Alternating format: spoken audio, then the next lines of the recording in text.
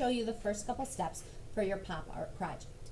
First, you want to pick someone that you're interested in that you think would be a recognizable face. It could be a celebrity, a politician, or if you wanted to go with, a friend or someone close to you in your own life, that would be fine too.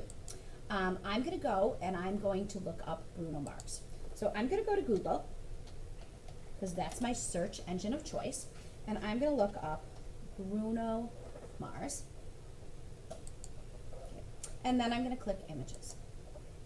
Now, I want to come up with some high resolution photos because some of these, when I click on them, may be too small. Like this one, 220 pixels per inch by 305 is going to be too small. So if I go to settings and I go down to advanced search, and then I can go to the size I want larger photos. So I'm going to go with larger than 1,000. And if I wanted to limit it to square or vertical or horizontal, I could do that, but I'm fine with any aspect ratio. And I'm also going to say full color because this is going to work better in color. Then I'm going to click on advanced search. So all of these photos should work. Now, you want to pick a photo that has a solid color background. Something like a gradient would be totally fine as well. But you don't want something with a super complicated background. So I'm going to look for a picture that I think is going to work. Let's see this one. Okay. This one I think would work well for me, and I like it. So I'm going to click on the thumbnail, and then I'm going to go to the actual site to find the picture. Okay. Mine seems to be a little slow loading, so let's give it another second. And if not, I'll go to a different site. Let me just minimize that for a second. Okay, there we go. Pull this down. And I'm going to right click to copy the image. Okay? And then I can close up the internet because I don't need it anymore. And I'm going to go back to my Photoshop. Now, I'm using Photoshop Elements, but you can use the whole full program, whatever works for you.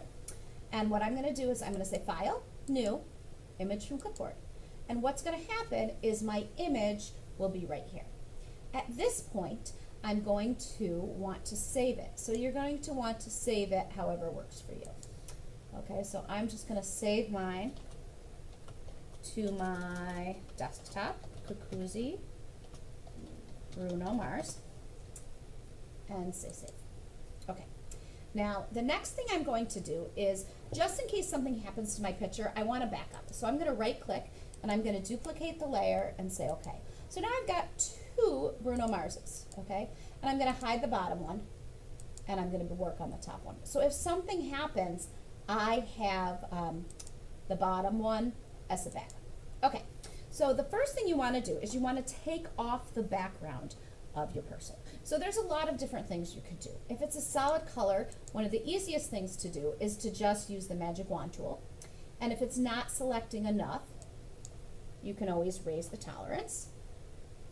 If it's selecting too much, you can lower the tolerance. But I'm going to cut that out, just like that. Okay, and you could use the quick selection tool.